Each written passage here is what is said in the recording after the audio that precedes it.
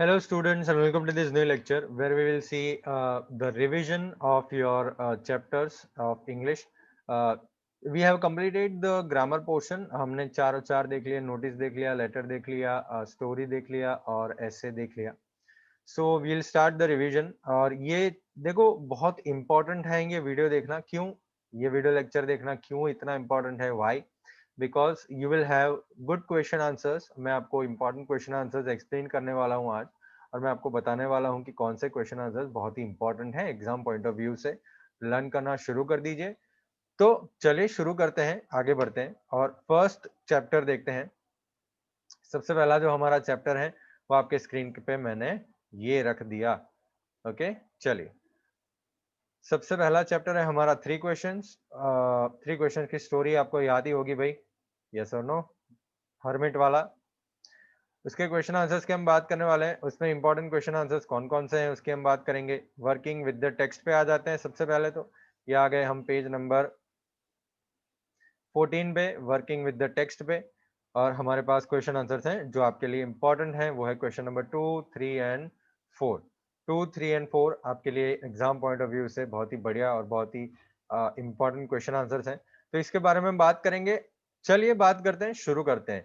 बहुत important question answers हैं. Let us see what are these question answers. और इसके साथ साथ आप एक बार ध्यान से देख लीजिएगा, आंसर्स वैसे ही पता चल जाएंगे, आप लिख पाएंगे एग्जाम के अंदर. In answer to the second question, whose advice did the people say would be important to the king? Second question जब उन्होंने पूछा तो what was the answer जो उनको मिला? चलिए देखते हैं हम इसका आंसर. ये रहा, मैंने रख दिया आपके स्क्रीन के ऊपर. चलिए number 2. In answers to the second question, some said that the people most necessary to the king were his counselors, others said the priests.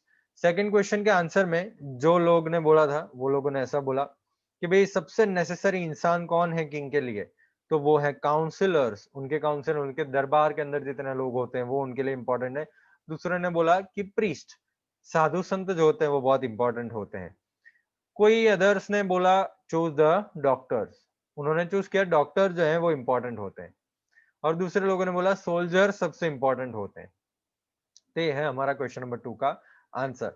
In answer to the second question, some said that the people most necessary to the king were his counselors, others said the priests, a few others chose the doctors, and yet others said that the soldiers were the most necessary. चलिए अब आगे बढ़ते हैं हम question number text book कहाँ. चलिए text book पे आते हैं. ये रही आपकी टेक्स्ट बुक आपके स्क्रीन के ऊपर. और वापस से क्वेश्चन आंसर्स खोलने पड़ेंगे. नंबर 2, क्वेश्चन आंसर के नंबर 2, यस. नंबर 2 हमने क्या, in answer to the second question what advice did the people say would be important to the king. Question number 3 देखते हैं हम. What suggestions were made in answer to the third question. Third question के answer में कौन से suggestions हुए पड़े थे भाई. In answer to the third question, some said science will be most important. तो थर्ड क्वेश्चन के आंसर में कुछ लोगों ने ऐसा बोला कि साइंस सबसे इंपॉर्टेंट है. दूसरे ने बोला फाइटिंग इंपॉर्टेंट है, अपना किंगडम का एरिया बढ़ाना इंपॉर्टेंट है. और दूसरे लोगों ने बोला रिलीजियस वर्शिप इंपॉर्टेंट है. What is the most important thing to the king. कुछ लोगों ने बोला साइंस, कुछ लोगों ने बोला फाइटिंग, और some said religious worship. In answer to the third question, some said science will be most important, others suggested fighting, and some said religious worship. Okay, चलिए ये आपके लिए इंपॉर्टेंट क्वेश्चन था. Did the wise man win the reward, if not why not. क्या वो सारे लोगों ने रिवॉर्ड जीता? किंग ने बोला था रिवॉर्ड देंगे. No, the wise man did not win the reward. The king got different answers for all the three questions he asked. यहाँ पे आंसर्स लिख दीजिएगा. The king got different answers for all the three questions he asked. He was not satisfied with any one of them. तो वो बिल्कुल भी satisfied नहीं हुआ और किसी को रिवॉर्ड मिला नहीं. चलिए भाई, ये हो गया आपके चैप्टर नंबर 1 के क्वेश्चन आंसर जो इंपॉर्टेंट थे. अब हम बात करेंगे चैप्टर नंबर टू के क्वेश्चन आंसर्स की। उसके लिए मुझे टू का आपका स्क्रीन पे चैप्टर खोलना पड़ेगा और ये आ गए आपके स्क्रीन के ऊपर चैप्टर का पीडीएफ। ये हो गए हमारे chapter number two. Chapter number two मृदु वाला चैप्टर था, गिफ्ट ऑफ चप्पल्स। उसके इंपॉर्टेंट क्वेश्चन आंसर्स की हम बात करेंगे जो है नंबर, चले जाते हैं पहले नीचे, कॉम्प्रिहेंशन चेक, क्वेश्चन आंसर्स। ये रहे आपके क्वेश्चन आंसर्स। तो इसमें इंपॉर्टेंट क्वेश्चन आंसर्स है नंबर 5, 6 और 7। नंबर 5, नंबर 6 और नंबर 7 जो नीचे है नेक्स्ट पेज पे। नंबर 5 देखते हैं हम। ऑन गेटिंग गोपू मामा's chappals the music teacher tried not to look happy. Why? Gopu Mama के चप्पल जब वो म्यूजिक टीचर को मिल गए, उनको दे दिए, तो वो हैप्पी नहीं दिखना चाहता था। क्यों? चलिए देखते हैं नंबर 5 का आंसर। ये है नंबर 5 का आंसर, ये रहा। The music teacher tried not to look happy because he did not want to reveal his happiness of getting new chappals of Gopu mama. Music teacher को हैप्पी नहीं दिखना था, वो उसने ट्राई किया पूरा कि वो हैप्पी ना हो, क्योंकि वो अपनी हैप्पीनेस रिवील नहीं करना चाहता था, वो बताना नहीं चाहता था वो कितना खुश है गोपू मामा के नए चप्पल उसको मिल गए थे। He wanted to show that his own chappals were more expensive and branded one। वो ऐसा बताना चाहता था कि उसके चप्पल जो वो बैगर को दे दिए थे वो 3 बच्चों ने, वो ज्यादा एक्सपेंसिव थे। He wanted to show that his own chappals were more expensive and branded one। Branded थे भाई उसके चप्पल, ऐसा बताना चाहता था। इसलिए वो खुश तो हो रहा था बहुत अंदर से, लेकिन वो बता नहीं पा रहा था। Actually, he was very happy after getting Gopu मामा's चप्पल्स। गोपू मामा के चप्पल मिलने के बाद वो बहुत खुश था, लेकिन वो बताना नहीं चाहता था। चलिए क्वेश्चन नंबर नेक्स्ट देखते हैं। On getting a gift of chappals the beggar vanished in a minute. Why was he in such a hurry to leave? ये गिफ्ट ऑफ चप्पल, चप्पल की उसको गिफ्ट मिली, उसके बाद वो जो बैगर था वो 1 मिनट में तो गायब हो गया। कैसे? क्यों इतना भागा भागा जा रहा था भाई वो?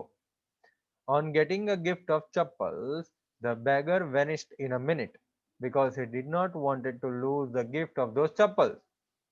चप्पल्स की गिफ्ट मिली है, 1 मिनट में वो चला गया। क्यों? क्योंकि वो चप्पल्स की गिफ्ट खोना नहीं चाहता था। He did not want to lose the gift of those chappals। His feet were blistered and he couldn't have got anything better from that house। तो उसके पैर जो थे वो उसमें फोड़े हो गए थे भाई, बड़े बड़े फोड़े हो गए थे उसके पैर में, ब्लिस्टर्ड। ठीक है, और he couldn't have got anything better, उसको और कुछ बढ़िया मिलने वाला नहीं था वो घर में से। वो तरह तुरंत ही जैसे चप्पल मिले 1 मिनट में तो गायब हो गया वो। ठीक है, चलिए next question number 7। Walking towards the kitchen with Mridu and Meena, Rukmani began to laugh. What made her laugh? Rukmani क्यों हंसने लगी? वो किचन की तरफ जा रहे थे तब। ओके, चलिए। गोपू मामा always was in such a hurry to throw off his shoes and socks and get into the chappal as soon as he comes home। Gopu mama was always in such a hurry। वो हमेशा भागे दौड़े रहते थे, अपने shoes socks यहाँ वहां फेंक के वो अपने चप्पल्स में आना चाहते थे जैसे ही वो घर पे आ जाए। रुकुमणी हंसने लगी जब वो सोच रही थी कि उनके हस्बैंड का रिएक्शन क्या होगा ये चीज सुन के, कि जब वो नए नए चप्पल्स गोपू मामा के थे वो म्यूजिक टीचर को दे दिए थे। ठीक है, तो इसलिए रुकुमणी अपने आप हंसने लगी, वही सोच के about the reaction of her husband after hearing this incident. And when he came to know about that they had given this new chappals to the music teacher. तो नए चप्पल म्यूजिक टीचर को दे दिए, ऐसा सोच के रुक्मणी हंसने लगी थी। चलिए ये 3 क्वेश्चन आंसर्स हो गए आपके इंपॉर्टेंट ये चैप्टर नंबर 2 के। अब हम आगे बढ़ते हैं चैप्टर नंबर 3 पे। इसके लिए आपके चैप्टर नंबर 3 से मुझे क्वेश्चन, चैप्टर नंबर 3 का चैप्टर खोल देना है। Gopal and the hills of fish, बढ़िया चैप्टर था ये, और ये रहा आपके स्क्रीन के ऊपर ये चैप्टर का फाइल। चलिए, Gopal and the hills of fish, ये हो गए हमारे चैप्टर की क्वेश्चन आंसर्स पे आ जाते हैं हम। और उसके 2 क्वेश्चन आंसर्स इंपॉर्टेंट हैं। कहाँ गए कहाँ गए, ये रहे भाई। क्वेश्चन नंबर 2 और question number 3, sorry chapter number 3 है ना, क्वेश्चन नंबर 4 और question number 5। How did Gopal get inside the palace to see the king after he had bought the fish? Explain why no one seemed to be interested in talking about the Hilsa fish which Gopal had bought. तो भाई यही है बस chapter number 4 और chapter number 5 जो हमारे लिए important है एग्जाम पॉइंट ऑफ व्यू से। चलिए बात करते हैं नंबर 4 की। ठीक है, चैप्टर 4 चैप्टर 5 बोल दिया। ठीक है, 4 और 5। How did Gopal get inside the palace? वो गोपाल पैलेस के अंदर कैसे गया किंग को मिलने में? उसने फिश खरीदी उसके बाद। तो चलिए आंसर्स पे आते हैं। नंबर 4, ओके, ये रहा आपका answer number 4। When Gopal asked the guards to let him meet the king, they refused. जब गोपाल ने बोला गार्ड्स को कि भाई उनको किंग को मिलना है, तो उन्होंने मना कर दिया। They refused. Therefore, he began to dance and sing loudly. तो वो डांस करने लगा, वहां पे शुरू कर दिया उसने डांस और गाना गाना शुरू कर दिया। On hearing his loud song, the king sent his messenger to call him in the court. तो ये जोर जोर से गाना सुनते हुए किंग ने सुना ये गाना जोर जोर से वो गा रहा था वो है, तो मैसेंजर को भेजा वो कि भाई इसको लेके आओ कोर्ट में, to call him in the court. Next question था, वो था हमारा question number 5। Explain why no one seem to be interested in talking about the hilsa fish which Gopal had bought. Explain करिए भाई, इंपॉर्टेंट क्वेश्चन है। एक्सप्लेन करिए, गोपाल जो फिश लेके आया था, ठीक है, वो हिल्सा फिश के बारे में कोई बात क्यों नहीं कर रहा था? Okay, गोपाल्स funny appearance attracted the attention of people much more than the hilsa fish. भाई गोपाल की ये जो अपीयरेंस थी, वो जैसे तैयार होके निकला था, है फटे हुए कपड़े, एशेस मुंह पे पोत दिया था उसने, और डांस वांस कर रहा था, गाना गा रहा था। ये जो उसका अपीयरेंस था, ठीक है, वो लोगों को ज्यादा अट्रैक्ट कर रहा था हिल्सा फिश से। At that time, no one was caring about the Hilsa fish he was carrying. उसके पास जो हिल्सा फिश थी, ठीक है, उसके बारे में कोई किसी को परवाह नहीं थी। No one was caring about the hilsa fish, ठीक है, किसी को परवाह नहीं थी। Everyone was busy in talking about his mad appearance, half shaved face and rags. तो हर एक इंसान, एवरी वन वॉज बिजी, हर एक इंसान बिजी था बात करने में, और पागल जैसा अपीयरेंस था उसका, mad appearance, half shaved leg, half shaved face, face उसका हाफ शेव्ड था, है ना, और फटे हुए कपड़े पहने थे, रैग्स, उसके बारे में ही बातचीत कर रहे थे लोग। हिल्सा फिश के बारे में कोई बात नहीं कर रहा था। ठीक है, एक बार मैं रीड कर देता हूं आपके लिए answer. गोपाल्स funny appearance attracted the attention of the people much more than the Hilsa fish. At that time, no one was caring about the Hilsa fish he was carrying. Everyone was busy in talking about his mad appearance, half-shaved face and rags. Okay, ये हो गए आपके chapter number 3 के question answers. चलिए बढ़ते हैं आगे फटाफट। चैप्टर नंबर 4 के क्वेश्चन आंसर्स के बारे में बात करते हैं। इसके लिए मुझे आपके स्क्रीन के ऊपर चैप्टर नंबर 4 के क्वेश्चन और आंसर्स रख देने हैं। चलिए ठीक है, तो सबसे पहले हम पीडीएफ खोल देते हैं आपके स्क्रीन के ऊपर, और ये आ गई आपके स्क्रीन के ऊपर PDF. Chapter number 4, the Ashes that made trees Bloom. ये स्टोरी तो आपको याद ही होगी, वो तो कभी भूल ही नहीं सकते आप, ठीक है, भूलना भी नहीं है। वर्किंग विद द टेक्स्ट पे आ गए, क्वेश्चन आंसर्स पे आ गए। चैप्टर नंबर 4 के लिए इंपॉर्टेंट क्वेश्चंस हैं 2, 3, 4। ओके, चलिए सेकंड क्वेश्चन देखते हैं। What did the dog do to lead the farmer to the hidden gold? भाई डॉग ने क्या किया था वो फार्मर को हिडन जो छुपा हुआ सोना था उसके पास ले जाने के लिए, वो डॉग ने क्या किया था?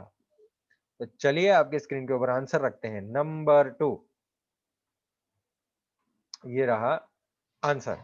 The dog came running to the farmer and kept on whining and running to and fro till the farmer followed him. तो डॉग जो है वो फार्मर के पास भागता भागता आया। The dog came running to the farmer and kept on whining, whining मतलब वो जो आवाज होती है आऊ आऊ वाली, तो वो वाइनिंग करने लगा और यहाँ वहां भागने लगा तब तक जब तक वो फार्मर ने उसको फॉलो नहीं किया, till the farmer followed him. फिर the dog began a lively scratching, वो जमीन को खोदने लगा, स्क्रैच करने लगा जमीन को। Thinking it was possibly a buried bone और fish, the farmer stuck his home in the earth and found the hidden gold. तो thinking it was possibly a buried bone और फिश, तो फार्मर ने क्या किया, ऐसा मान के कि भाई ये शायद बोन होगा, हड्डी होगी या कोई फिश होगी वो जो अंदर दबी हुई है जिसके लिए डॉग स्क्रैच कर रहा है। फार्मर ने अपना जो हो था, यहाँ पे होम लिखा है, HOE कर देना, एम निकाल देना, ठीक है। फार्मर ने वो जो हो था वो मारा अर्थ में और ढूंढ लिया वो हिडन गोल्ड को। ओके, चलिए नेक्स्ट क्वेश्चन को देखते हैं। हमारा क्वेश्चन नंबर 3 में दो क्वेश्चन है।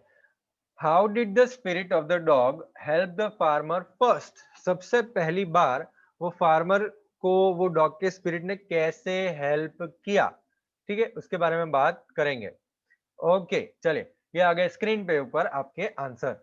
The spirit of the dog asked the farmer in his dream to cut down the pine tree over his grave and make a mortar for rice pastry and a mill for bean sauce.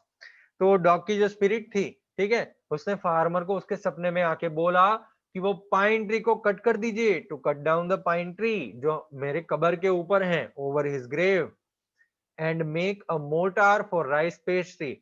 Rice pastry बनाने के लिए एक bowl जैसा बनाइए, एक mortar बनाइए और एक मिल बनाइए जिससे वो बीन को छीन सके, ठीक है, और उसका सॉस बना सके। To make a mortar for rice pastry and a mill for bean sauce. Okay, चलिए नेक्स्ट क्वेश्चन देखते हैं, वो है क्वेश्चन नंबर 2।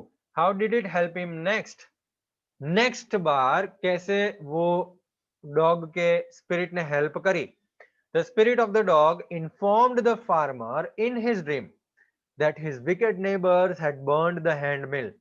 तो वो डॉग के स्पिरिट ने फार्मर को उसके सपने में आके बताया दैट इज विकेड नेबर, वो बुरे नेबर जो हैं उन्होंने हैंड मिल को बर्न कर दिया है, जला दिया है भाई, ठीक है। ही एडवाइज्ड हिम, उसने डॉग के स्पिरिट ने उसको एडवाइस किया कि वो मिल के एशिस को ले ले और वो विदर्ड ट्रीज पे स्प्रिंकल कर दे जिससे वो वापस ब्लूम हो पाएंगे। समझ में आई ये?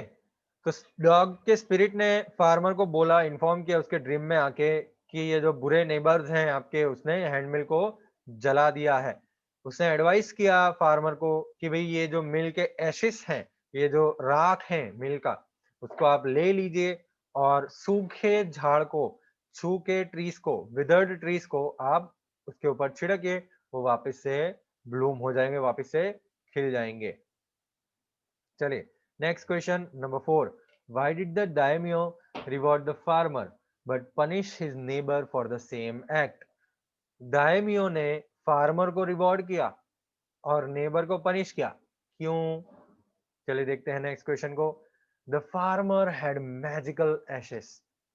फार्मर के पास जो एशेस थी, जो राख थी, वो मैजिकल थी। वो पुराने जो सूखे हुए चेरी ट्री जो था वहां पे, उसको ब्लॉसम कर दिया। वो ट्रीज के ऊपर वो एशेस को छिड़क के, he made the old withered cherry tree blossom once again by sprinkling the ashes.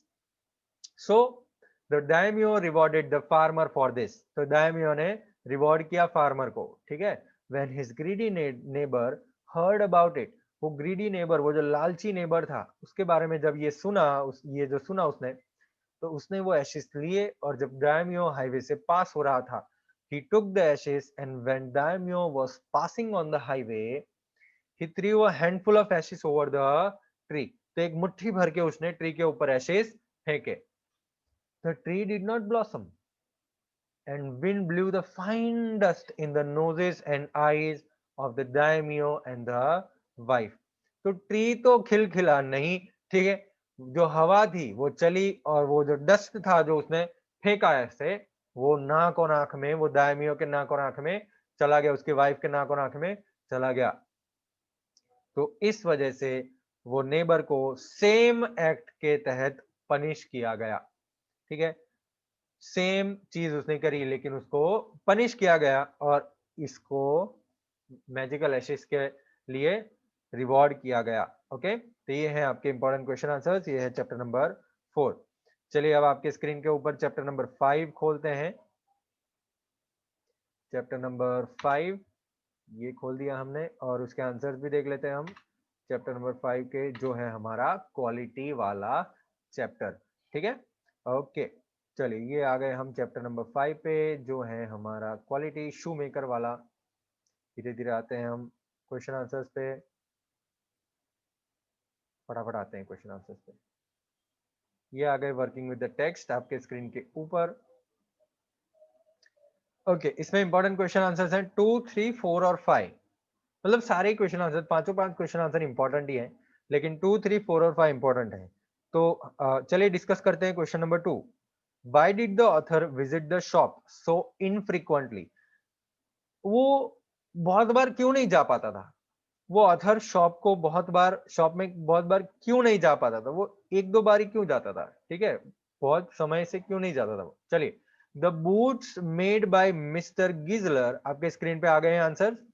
The boot made by mister Gessler lasted terribly, ठीक है, वो longer than the usual, like having something beyond temporary। तो mister Gessler जो boot बनाते थे, the boots made by mister Gessler, वो बहुत लंबे समय तक चलते थे, ठीक है, बहुत लंबे समय तक चलते थे। Lasted terribly longer than the usual, मतलब रेगुलर से तो बहुत लंबे समय तक चलते थे, क्योंकि वो बहुत ही बढ़िया बूट बनाते थे, ठीक है, और टिकाऊ बूट बनाते थे, तो बहुत लंबे समय तक चलते थे वो।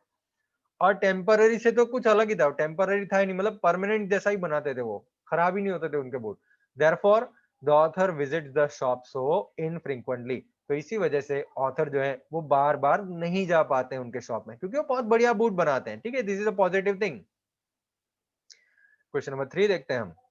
What was the effect on Mr. Giesler of the author's remark about a certain pair of boots? तो मिस्टर गिजलर पे क्या इफेक्ट था जब ऑथर ने एक बूट के बारे में बात करी? When authors remark about a certain pair of boots, Mr. Giesler surprisingly looked at him for a time to withdraw or qualify statement। तो जब ऑथर ने बोला कि ये बूट के अंदर कुछ प्रॉब्लम है, या मेरे ये बूट के पैर जो हैं वो थोड़े डिफेक्टिव हैं, तो mister Gessler surprisingly looked at him, surprisingly वो उसके सामने देख रहे हैं थोड़े थोड़े समय तक, कि भाई या तो आप ये अपना जो वाक्य है वो वापस ले लीजिए, या मुझे प्रूफ दीजिए कि ये कुछ हुआ है। After that he asked the author to get the pair back, and if he could do nothing of them, then he would take them off his bill। तो उसने बोला कि आप वो पैर जो हैं वो मुझे वापस दे दीजिए, ठीक है, वो मुझे वापस दे दीजिए। अगर मैं उसका कुछ नहीं कर पाया तो उसके पैसे मैं आपसे नहीं लूंगा। After that he asked the author to get the pair back, वो मुझे वापस दे दीजिए। And if he could do nothing of them, अगर उसका कुछ नहीं कर पाएगा वो, then he would take them off his bill, bill में से निकाल देगा। चलिए नेक्स्ट क्वेश्चन देखते हैं। What was mister Gessler's complaint against the big firms? Mister Gessler की कंप्लेंट क्या थी? वो बड़े बड़े जो कंपनियों के बारे में थी, मिस्टर गिजलर ने बोला था। Mister Gessler's complaint against big firms that they didn't have self respect. उनकी कंप्लेंट ये थी बड़े बड़े फर्म्स के सामने कि भी उनके पास सेल्फ रिस्पेक्ट ही नहीं है। Okay, they got their business by advertisement not by work. तो उनको जो भी बिजनेस मिलता था, जो भी सेल करते थे, वो एडवर्टाइजमेंट के आधार पे करते थे, अपना काम बढ़िया नहीं देते थे। हर साल, every year, the sale of mister Gessler is getting less because of them. Mister Gessler का जो ये जो सेल था, ठीक है, वो जो बेच पा रहे थे वो कम होता जा रहा था हर साल, उसकी उनकी वजह से, वो बड़े बड़े कंपनियों की वजह से, ठीक है। And soon he will have left with no job, he will be left with no job. तो उनके पास कोई भी काम नहीं रहेगा अगर ऐसा ही चलता रहेगा तो। तो ये कंप्लेंट है बड़े फर्म्स के सामने, ठीक है, कि उनके पास सेल्फ रिस्पेक्ट नहीं है, वो एडवर्टाइजमेंट से अपना काम कमा रहे हैं, वो काम क्वालिटी नहीं दे रहे हैं, ठीक है। तो उनका मिस्टर गिजलर का सेल कम होता जा रहा है, और बहुत समय तक उनके पास काम नहीं रहेगा, अब समय ऐसा आ जाएगा। Question number 5। Why did the author order so many pairs of boots? Did he really need them? भाई ऑथर ने इतने सारे पेयर्स ऑफ बूट्स का ऑर्डर क्यों दिया? क्या उनको सही में जरूरत थी? The author got shocked and filled with sorrow when he knew about the death of Mr. Gisler's elder brother। तो ऑथर जो है वो एकदम शॉक में आ गए थे, उनके अंदर जो अ, उदासी हैं वो भर गई थी, सौरो भर गया था, ठीक है, जब उन्होंने सुना कि मिस्टर गिजलर के एल्डर ब्रदर जो हैं वो डेथ हो चुकी है उनकी। अब when he knew about the death of Mr. Gisler's elder brother, तो in order to help him, उनको मदद करने के लिए he ordered so many pairs of boots. उनको मदद करने के लिए बहुत सारे pairs of boots उसने ऑर्डर किए। नहीं नहीं उनको no no he didn't really need them. उनको जरूरत नहीं थी भाई ये pairs of boots की, ठीक है, उनको जरूरत नहीं थी ये pairs of boots की, फिर भी उन्होंने ऑर्डर करे। ओके, ये हो गए आपके क्वेश्चन आंसर्स। तो भाई अब हम आ गए हैं, हमने करे हैं ये चैप्टर के क्वेश्चन आंसर्स क्लियरली रिवाइज, ठीक है, और जो इंपॉर्टेंट क्वेश्चन आंसर्स है वो भी हमने कर दिए हैं, ठीक है। नेक्स्ट लेक्चर में हम जब बात करेंगे तो वो बात करेंगे हम पोएम के क्वेश्चन आंसर्स की और एसआर के क्वेश्चन आंसर्स, सप्लीमेंट्री रीडर के क्वेश्चन आंसर्स की, जो आपके एग्जाम के लिए इंपॉर्टेंट है। वीडियो मत चुकिएगा, वीडियो लेक्चर मत चुकिएगा, आपके दोस्तों को भी बताइएगा वीडियो लेक्चर देखने का, क्योंकि एग्जाम पॉइंट ऑफ व्यू से बहुत important, exam point of view से बहुत इंपॉर्टेंट क्वेश्चन है भाई। ओके, समझ में आ गया बेटा? ओके, ये लेक्चर यहाँ पे हम खत्म करते हैं। आपने सारे क्वेश्चन आंसर्स ये वीडियो के अंदर जो भी देखे हैं वो बहुत इंपॉर्टेंट है एग्जाम के लिए, और रिवाइज कर दीजिएगा, भूलिएगा मत। अपने जितने भी फेयर बुक्स आप चेक करवाने के लिए नहीं आए हैं वो सारे फेयर बुक्स चेक करवाने के लिए आ जाइएगा। आपकी फेयर बुक्स कंप्लीट रखिएगा, chapter number 1 to 5, poem 1 to 5, SR 1 to 3, इतने सारे कंप्लीट होने चाहिए आपके फेयर बुक के अंदर। ग्रामर के जो चैप्टर्स हमारे चल चुके हैं, मैं आपको बता देता हूँ कौन से चैप्टर्स हमारे ग्रामर के चल चुके हैं, तो वो आपको कंप्लीट कर देने हैं, ठीक है। आपके ग्रामर के जो चैप्टर्स चल चुके हैं वो हैं चैप्टर नंबर 1 2 3 4, ये सारे चैप्टर की सारी एक्सरसाइज कंप्लीट करनी है। ओके, कंप्लीट करनी है, फेयर बुक कंप्लीट होनी ही चाहिए। Notice writing, letter writing, story writing, ऐसे राइटिंग, ये सारी चीजें जो हमने करी और मैंने ये जो बताया था कि उसके अंदर जो जो इंपॉर्टेंट है वो सारे आपको फेयर बुक में लिखने हैं। रिमेंबर दैट, वो सारे आपको फेयर बुक में लिखने हैं, ठीक है। ओके, मेरा कैमरा थोड़ा स्टिक हो रहा है तो हम यहाँ पे लेक्चर खत्म करते हैं और बात करेंगे नेक्स्ट लेक्चर में आगे। चलिए बाय बाय।